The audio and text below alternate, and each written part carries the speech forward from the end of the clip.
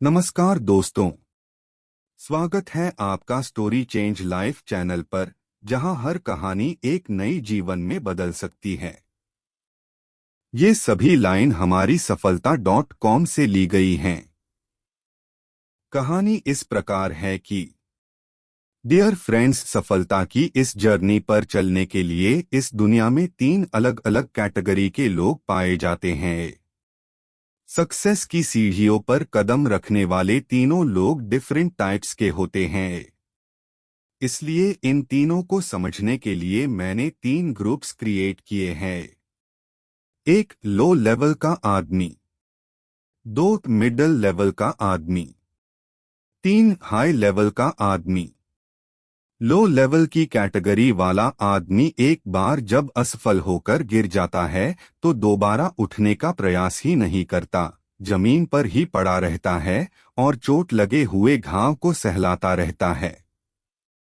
Middle level का आदमी जब असफल होकर गिरता है तो थोड़ा उठने का प्रयास करता है, अपने घुटने के बल बैठकर रेंगने लगता है और कुछ दूर तो पूरे हिम्मत करके चलता है। फिर अपने मंजिल तक पहुंचने से पहले ही इस डर के साथ अपने कदम रोक लेता है कि कहीं मैं फिर गिर ना जाऊं, और ऐसी धारणा लिए ही वह उस दिशा को छोड़कर दूसरी दिशा ढूंढने में अपना पूरा जीवन बिता देता है। लेकिन जब हाई लेवल का आदमी गिरता है तो उसका उत्साह और साहस देखने लायक होता है। वह तुरंत उठ खड़ा होता है, अपने गिरने की वजह जानने का प्रयास करता है, उससे प्रेरणा हासिल करता है, सबक सीखता है, अपने गिरने की बात को तुरंत दिमाग से झटक देता है और अपने टारगेट को फॉलो करता है और अंत में ऊपर की तरफ बढ़ने लगता है और आखिर में जीत उसी की होती है।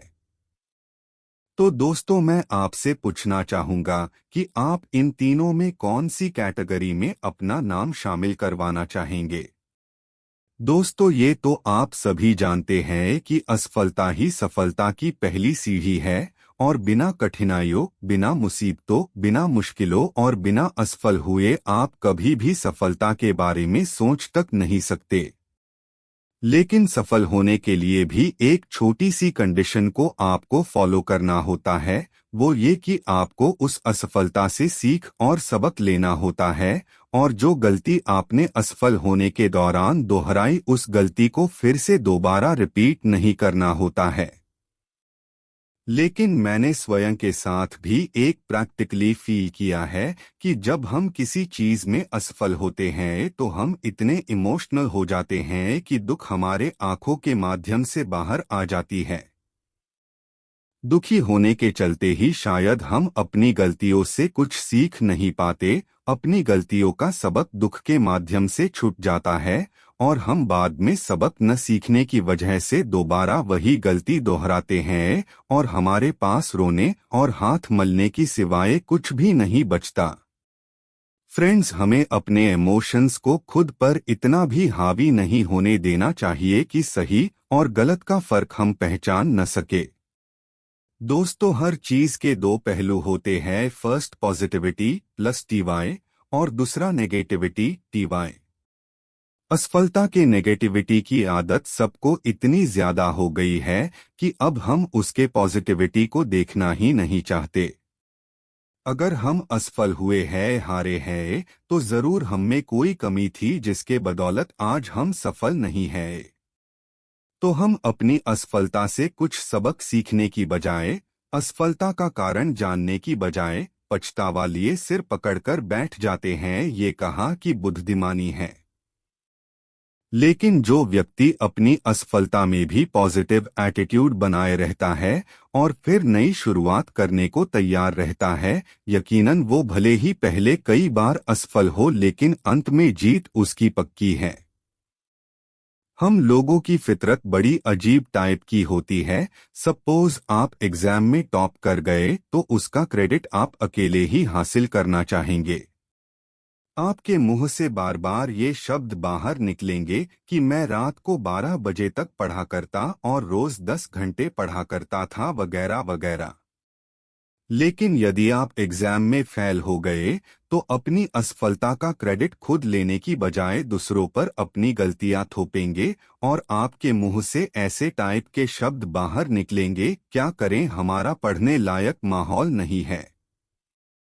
अरे यार, पापा दिन भर दुकान में काम करवाते हैं वगैरह।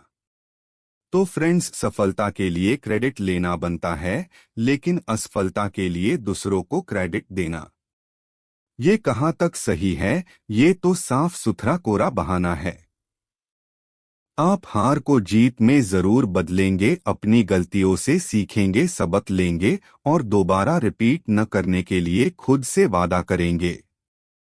अपनी गलतियों से आप जो भी सीखे उसे अपनी लाइफ में प्रैक्टिकली यूज में लाइए।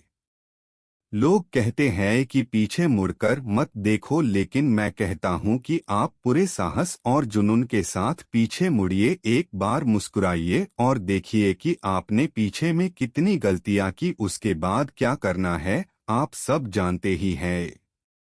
उठो, जागो और तब तक ना रुको जब तक कि जीत न जाओ।